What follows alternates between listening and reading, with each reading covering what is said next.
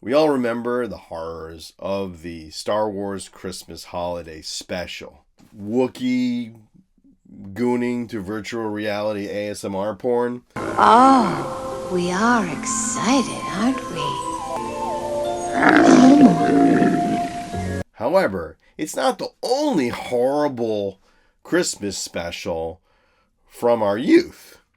I have found 7 other absolutely horrendous holiday specials from the era, and I am going to share them with you. And believe me, this was painful. This was usually I do a little research before I do one of these, do a little deep dive, and this time I deep dove into shit. This hurt my brain. I have horrible Christmas songs replacing actual important information that once existed. These are the worst Christmas specials ever, and let's get to it. Now, every Christmas special is basically the same. They follow a similar pattern. Often, when we are trying to shoehorn Christmas into a world and universe that just has nothing to do with Christmas. But the one thing that absolutely all of them have in common is an absolutely shoved in message of the meaning of Christmas. At the end of each section of these horrible Christmas specials that we will go through in great detail, I'm going to tell you the Christmas message they impart. The first on the list is "We Wish You a Turtle Christmas." Yes, the Teenage Mutant Ninja. Now we're actually in the 90s, the latest we're going to go. Now this is, of course, the Christmas special from the Teenage Mutant Ninja Turtles. This is the, when they had those suits that made them look like creepy animatronics that barely moved and had like still frightening eyes and their mouths just go... Yeah, that just absolutely terrifying looking. Now, what makes "We Wish You a Turtle Christmas" particularly horrible is that it's a musical. And if you love musicals as much as I do, which is I hate them. I hate them. The "We Wish You a Turtle Christmas" goes with the often irritating trait of musicals as instead of having a plot, we just got to sing what's happening to, tell you what's going on. It opens with like an obnoxious song, and then it just goes really creepily quiet. It's like very like horror movie, just like you can hear just sounds.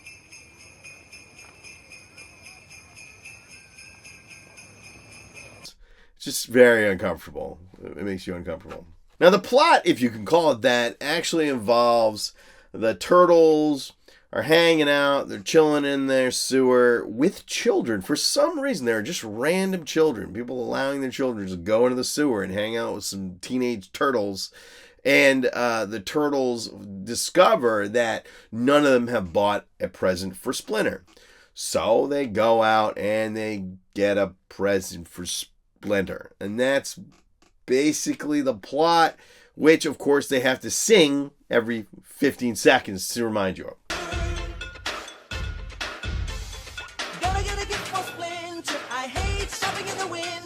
Not only is it a musical, by the way, it is a hip-hop musical. So Lin-Manuel Miranda was not the first person to do this.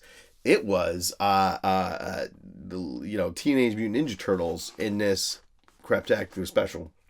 It's Christmas Eve and all my friends are here, wrapping up presents. It happens once a year. Then the song, it's just a song after song after song. None of them memorable. None of them you would be singing. You ain't going to be hearing these on your like Christmas party mix this year. Believe me. So they finally go and they look for Splinter's presents, and they're trying to decide. They float between this and this. Take these, dude. I'm undercover. And then 6 yellow Benoit balls. Does he need those? And then of course, then they gotta wrap the present, and of course they have to rap about rapping. You knew it was coming. They gotta rap about rapping. Yeah, come on, say it again, y'all. The rap. Yeah. So finally, they collect for Christmas and they give Splinter his presents, and they roll out Splinter. And what the hell happened to Splinter? I don't know. I mean, those are some crap costumes, but like something went wrong with the Splinter. I think we know the answer to the question, like what happened to the gerbil that had crawled out of Richard Gere's asshole. I think we found him. He's starring in the Teenage Mutant Ninja Turtles Christmas Special. And Splinter sings about his presence while the turtles dance and sing, and there's children. So that's We Wish You a Turtle Christmas. It's terrible. So what is the Teenage Mutant Ninja Turtles Christmas Special's message? Well, I think it's hard to find one here because it really is just a nonsensical bullshit just lineup of really bad songs. What is the meaning of the Teenage Mutant Ninja Turtles Christmas Special? Do your shopping early. You don't want to be caught at that last minute. Because then you're going to have to sing a lot of songs. Walk through the sewers. Nothing will happen. And some children will dance around while you rap. And you don't want that. No one wants that.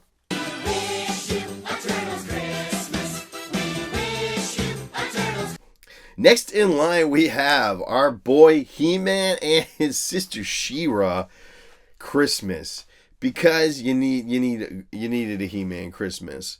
Now, apparently there is no Christmas on Eternia. Of course there isn't, because it's another planet or dimension or whatever. And so they just have to shoehorn Christmas in any way they can. The plot is basically that these two children miraculously are sent through a portal into the dimension of the Masters of the Universe, and they just sort of land in Eternia, and now they're trying to find their way home. And for some reason, like, everybody wants the children. Skeletor wants the children. Hordak wants the children. This is like weird, like cloud monster thing that apparently rules both Hordak and Skeletor that I don't remember at all from the cartoon that wants the children a lot. We'll take those children. No, I'll take those children. I don't want the children so bad. What are you going to do with them? I don't want to know. But anyway, what happens is Orko stumbles across the children and says, hey, we'll help you. Takes him to a man-at-arms. They go, hey, we need a thing to get a thing. The plot. And then it's an adventure. Along the way, they sing a horrible Christmas song. Let's try it. Love and caring, peaceful bliss, joys of sharing. I think they should introduce a character, since every Masters of the Universe character has to have a very obvious name that ends with either an O or an OR. We should have Ears Bleedor could be in this, making this song. But the worst thing about it is in the end, of course, and this is where the let's shoehorn the Christmas spirit message. Skeletor is sort of stumbles across the children, and he's like leading them across the wilderness, and he just they're freezing, and they're like begging him to help him, and he's just like, and he uses his powers to like give them clothing. He sees a man-sheen dog, and he starts to like be like love it, and he has like a turn. He has like a change of heart. Wait, Skeletor learns the Christmas spirit. No, I don't want Skeletor to learn the Christmas spirit. He's an evil skeleton-faced demon from another dimension. He's out to rule the world. We don't want him to have a heart. It's not like I don't want, at least G.I. Joe, they didn't have a Christmas special, they had a Christmas episode. Nobody had a change of heart. At the end, Cobra Commander's still a psychopath, and in the end, he's trying to, rule the world. That's what we want to see. We don't want to see the Skeletor change. It's horrible. He shouldn't try to save those kids. He should eat those kids, Anyway, he turns and he tries to save them. And then, miraculously, the kids are transported back home to their parents, which is apparently Ron Jeremy and this lady. And in the end, they're given these, like, floating suits. They float away and, like, shock their parents. The parents look at the screen and look, oh, You know, it's terrible. It's I'd say this is awful. This is like, I mean, I think the He-Man cartoon had its terrible moments. This is the apex of them. What's the Christmas message here? Well, even skeleton demons are touched by the message of Christmas. Hey, it's beautiful. Next, we have the Garbage Pail Kids Christmas. This is not a Christmas special, really. It's like an episode of the Garbage Pail Kids. And this stars Chris Mess. Now, if you remember the Garbage Pail Kids, which we all do fondly, I'm kidding. I don't remember it at all. I don't. I remember I love Garbage Pail Kids. Those things are awesome. But there was a show, apparently, and I know I probably watched it, but I do not remember it. So anyway, we're introduced to the characters, which I don't even remember. Are these the Garbage Pail Kids? Because they don't look like Garbage Pail Kids. Let's look at the characters. You remember these beloved Garbage Pail Kid characters? We got girl with no face. There's a kid who has no head, and he's a foot for his head, and he's holding his head. This is not Garbage Pail Kids cartoon. This is fucking Hellraiser. This is just absolutely like nightmare fuel, like for a child. So anyway, Chris Mess, who I imagine was a Garbage Pail car, I don't remember, who basically looks like, you know, Santa Claus, but he's got like the Hamburglar, you know, disguise thing going on, which I would love to see a robber in real life today. Just throwing one of those on. I just want to be like, you know, get held up, but he's got that. That would be very weird. So anyway, Chris Mess impersonates Santa. He goes in, he's knocking people around, he's being real rude, and he comes in and he says, hey, announces to the kids, hey, from now on, it's all reversed. Naughty kids get all the gifts, the nice kids get nothing. And so like this creates like a havoc in town, and every kid's just being a total little bastard because they're just being jerks. They're just like throwing shit and screaming so they can get toys. This character, who I can only imagine is like maybe Diarrhea Boy, I don't know, and he's melting, and he's like, I don't like this. So the Garbage Pail Kids collect, and they inexplicably get a plane. I don't know how they get a plane. They're children. They parachute to the North Pole, and they just go in and they meet Santa Claus. Now, they convince Santa Claus, hey, you gotta come back, you gotta save the town because he's turned all the kids naughty, and we gotta stop Chris Mess. And so Santa Claus rides to rescue, and the Garbage Pail Kids like use their weird skills, like one of them like stretchy, like Mrs. Fantastic. Diarrhea Boy does the diarrhea, like I don't know what he's doing, and then they like fight Chris Mess. They stop him, and then like Santa's like, I've got a way to make Chris Mess atone for his sins. I'm going to put him to work. What are you gonna do with these guys? I'm going to let them earn some good points by putting them to work. Yeah, you're just gonna work for me in a labor camp. Very disturbing. I don't remember this cartoon. It's terrible. I don't remember fondly this particular episode of every episode's like this, but it's terrible. It ends with a very weird, like I guess they have like, instead of the PSAs about like don't be, you know, like hey, annoying is half the battle, instead of those they have something where it's like a groaner, and they basically have one in which just, hey mom, you're taking too long of a shit. This is the bathroom hog. Once she gets in, she never comes out. Stop shitting so much. You're hogging up the bathroom. The rest of us need it. Weird moral for children. What is the message of the Garbage Pail Kids Christmas Special? Well, I think it's naughty kids are the ones that do the slave labor for Santa. They're not elves. They're children. They're children doing slave labor. That's the message. Okay, next we have, I have suffered for your sins, my friends, by watching these.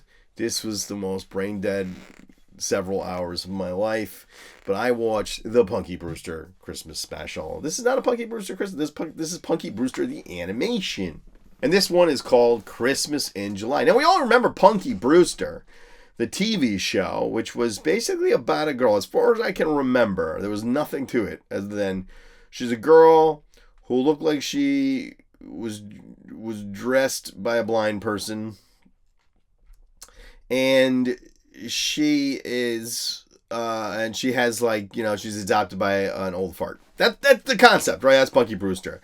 What I really remember Punky Brewster for is because when she became like an adult, she grew giant boobs that were so big that she couldn't necessarily walk upright anymore, and so she had to have them removed. That's what I remember about Punky Brewster.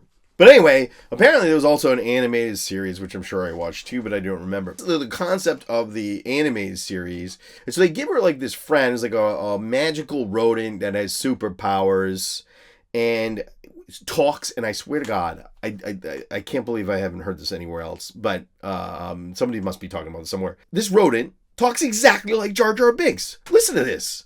It being one gnarly skitboard. Loma got better idea. You be asking him yourself. That is 100% Jar Jar Binks.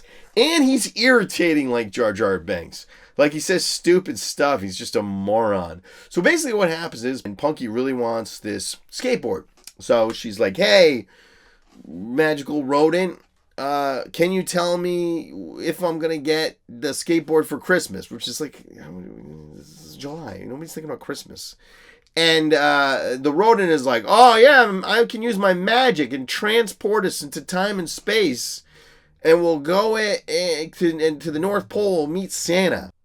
And then we'll ask Santa if you can if you're gonna get that skateboard. And this now leads into a series of really dumb moments when the kids go to a place they shouldn't be, screw shit up, ruin the world, and then in the end they try to fix it themselves. So they're kids and they can't do shit. And then they finally go, hey, you have magic, use your magic. And then he uses his magic. It's like Voltron with the sword. Lead with the sword.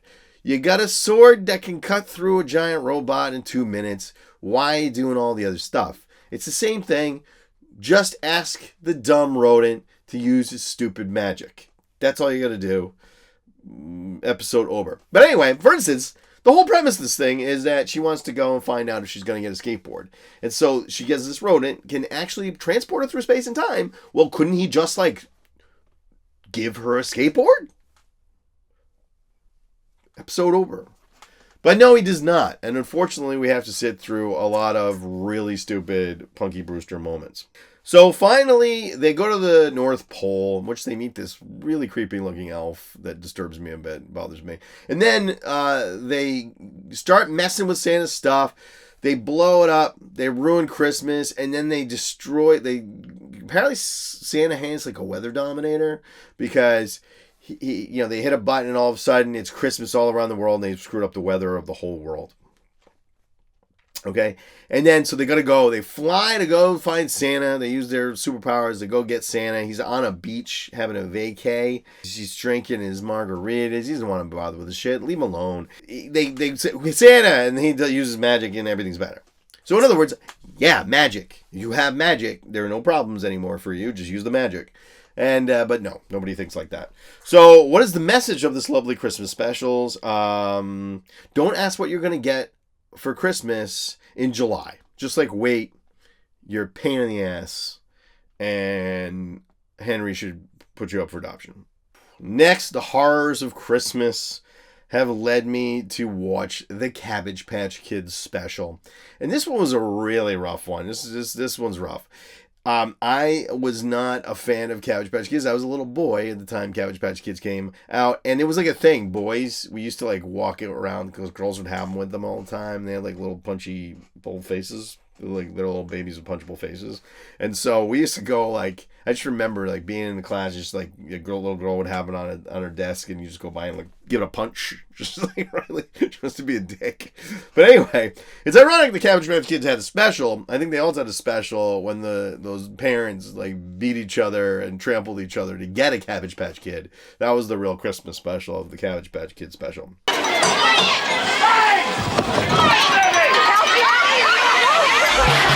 As far as I can tell, they're little orphans that live in a cabin in the woods with this like teenage boy, and like they're all like not really kids. I think they suffer from like cabbageism, like a disease that gives you like a punchy, pudgy, poofy looking, dumb looking face. It makes you just like a weird size, like not quite child sized. So they all have like a disease. I think that's what's going on. Right. Yeah. Right. And so, but there's what's really kind of like the villains are kind of terrifying. Like the villains is like for the beginning is like there's an old lady and these two weasels, and they just want the Cabbage Patch Kids to work in their mine because the Cabbage Patch Kids are the only ones small enough to fit in the mines. It's very disturbing. I've got to get my hands on those brats. They're the only ones small enough to crawl inside. Come on. We'll get them. They try to get them, and then the Cabbage Patch Kids go on a big odyssey to the city to do something. I don't remember. They go to the city to find the meaning of Christmas, something like that. Okay, this couple that barren, she's barren, she can't have kids. Whatever. His sperm ain't swimming. I'm not sure, but they desperately like this woman wants some kids. Like this woman is deeply depressed. She sees the Cabbage Patch Kids trying to cross the street. She loses it. She's like, "Oh my God, you're gonna cross the street and get hit by a car!" And then she starts hugging one of them weirdly and crying. Aren't they sweet? Oh, Frank, I wish we had children. Especially one like her. It's so lonely at Christmas without children. Here, dear. Like, I mean, she's working through some shit. She's like, she's got a lot going on there, and it's rough. Her husband drops his wallet, and then one of the Cabbage Patch Kids finds it, and then there's like another old lady with like two guys. I don't think they're different old ladies, but there's basically the same dynamic as the weasel lady. There's like an old lady and these two criminals, and the old lady, I mean, somebody had like a mom issue or something, because like every evil person is an old lady. And the old lady's just like, "You're gonna work, and I want to make you pick pockets for me, Cabbage Patch Kids. You're gonna go to..." Right. And so then the Cabbage Patch Kids are walking through the city, and they walk into a building, and they see this little girl putting up a Christmas tree, and they realize that she's an orphan. She's like left the orphanage. No one will have her because she's got a leg brace, which is like, whatever. She's got a leg brace. It's not like she's like got 3 heads or something. She's got a leg brace. And so she's sad. And you see where this is going, of course. But, and then they sing a song, of course, because we can't have one of these without a horrifically terrible song. So they sing a Christmas song about how everybody's special. And we all know what special means in this context, yes. Being different's what makes every kid special. Yeah! Yeah! Yeah! Yeah! Yeah! Some of us big kids and some of us small. Some kids are shorter and some kids are tall. Everyone's different. Then at the end of the song, little girl just like falls back in a chair, clapping and laughing. Again, she's special. So then they go to this hotel called the Prince Albert. You know what a Prince Albert is? That made me laugh a little bit. We see the criminal people show up, and they see this Jenny, and they're like, "Where's Steal Jenny? And I'm gonna take Jenny away. And if you don't go and pick pockets for me, these Cabbage Patch Kids, you'll never see Jenny alive again." And the cops just miraculously show up and stop them, and which is nothing, whatever. And then the Cabbage Patch Kids are like, see the barren couple, and they're like, "Hey, why don't you adopt her, and stop being sad?" And I'm like, that woman needs some serious antidepressants before she should be anywhere near like dealing with children. But whatever, everything works out. And they adopt the little red-haired Cabbage Patch Kid too, and everybody's happy. So what is the Christmas message here? If you don't have children, you'll suffer from depression. So adopt a child to save your loveless marriage. I think that's the message here. The next Christmas special, we have the Smurf Christmas Special. Now, we all watched the Smurfs. I was never a big Smurf fan. And this was basically what you would imagine in an average Smurf episode. We start by seeing the various different Smurfs and their personalities. They say Smurfy a lot. And Gargamel wants to kill them for some inexplicable reason. He just doesn't like them. There's these children, and they're on like a pilgrimage with their uncle. And his carriage crashes, and the children run off in the distance. And it turns out there's this weird man who's like, he's like very evil. He's got like evil magic powers. Like and they don't really get into what he is, but there's like one really creepy moment where Gargamel is like, I think I know what it is. It's like, what is it, Satan or something? Like, do they bring Satan in? That's weird. But he's like the devil, basically. He's like, and he just wants to ruin these kids. He wants these kids. A lot of wanting kids in these specials. I don't know what that's about. So the kids are stumbling through the wilderness, and they meet Gargamel, and they ask for help, and he's like, nah, screw off.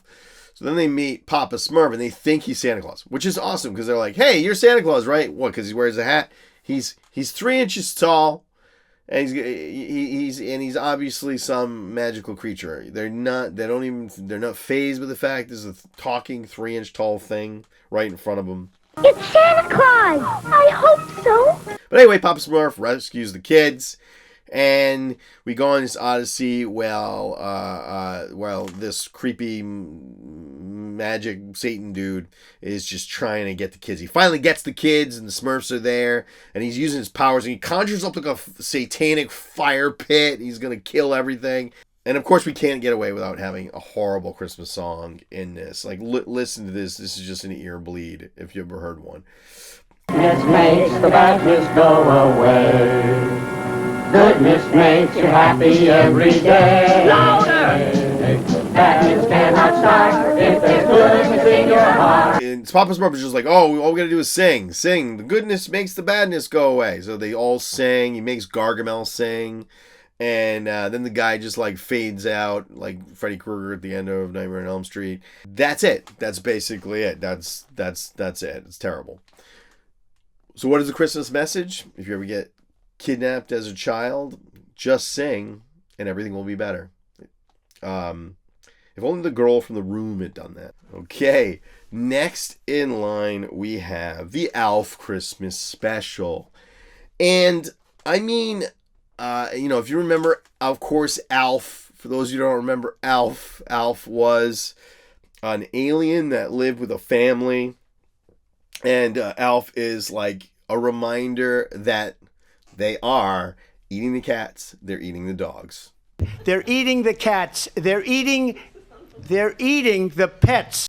So he was right about that. I mean, I'm just like, in this case, an alien eating cats, eating the dogs. Now, is this a bad special? It's actually like, it's kind of good, but it is the saddest thing you've ever seen. I wanted to just die after watching this thing. It is brutal. It is sadder than Schindler's List. It's brutal, okay?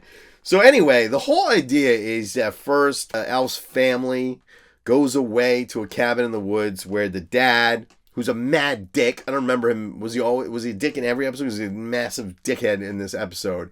And he had this cabin when he was a kid. And Alf is just screwing Christmas up, right? First, Alf is just singing about eating cats. They're eating the cats. He's just singing about it. And then, because that's his thing. 82 cats are frying, 81 cats are broiling, 80 cats are baking, 79 cats are toasting. And Alf just starts telling everybody, hey, he's like, this is why he rips off all the tags. He puts his name on all the tags. He says, like, they're all from Alf and they're all for Alf, and this is what you got. And then he brings in poison ivy to use for holly. And then like, the dad just like loses his shit. He's like, you don't understand the meaning of Christmas. You don't understand, do you? You don't understand anything about Christmas, do you? Like, he's an alien, man. He's an alien. You're abusive. You're an abusive person. You're yelling at an alien. You didn't know shit. He's not from this world. You didn't figure that out yet? The whole concept of the show. And he's just a dick. I don't like him. Anyway, so Alf stows away with the Santa Claus. So we got who goes to this like children's hospital. The Santa is giving away toys to the kids, and he tells this girl she looks like a Cabbage Patch Kid, that's mean. It's cute as you. It looks like you. You have a Merry Christmas, Katie. That's mean, and we've established earlier Cabbage Patch Kids are horrific and look terrible. And then he finally gives like a girl Alf. He thinks Alf is a toy. He gives Alf to this girl and so what we find out is that this girl has like days left to live. Like she is just not gonna see another Christmas. This is it. The girl takes Alf and she just starts like dressing him and talking to him like he's a girl. And then Alf like he's like had it with his gender shit. He's not believing that gender is a social construct. He's just like bam. Hold it. This is where I draw the line. No, I am a dude. I don't like pink. I'm a man. And he goes base on her. He's like, I'm a dude. Then they sort of have a nice little friendship. When he finds out she's dying, he like tries to be her toy for a little bit. And then, but we just find out like this girl is dying. I'm telling you, this is the saddest thing ever. So then the sadness does not stop there, which is what was so unbelievable about this Christmas special. The Santa Claus is driving back to the cabin so Alf can, go see his family. Alf stowed away.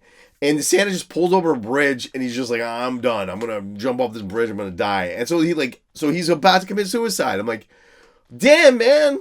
Like, why? And so Alf comes out. And he stops. He's like, look, dude, don't kill yourself because it's Christmas and everybody needs you and you're great. Yada, yada, yada.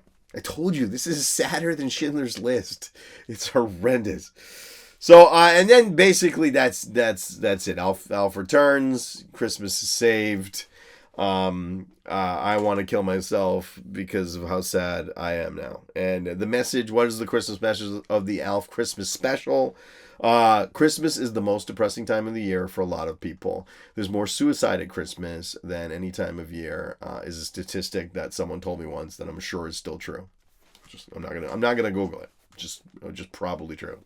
So there's your Christmas message for you. Okay. Oh, and cats are delicious, which I'm sure they are. So that's it. Those are the 7 worst Christmas specials that are as bad, if not worse, than the Star Wars Holiday Special. My brain is now fried, and I hope you enjoyed that. If you would like to hear some more action figure or cartoon nostalgia, check out this video right here.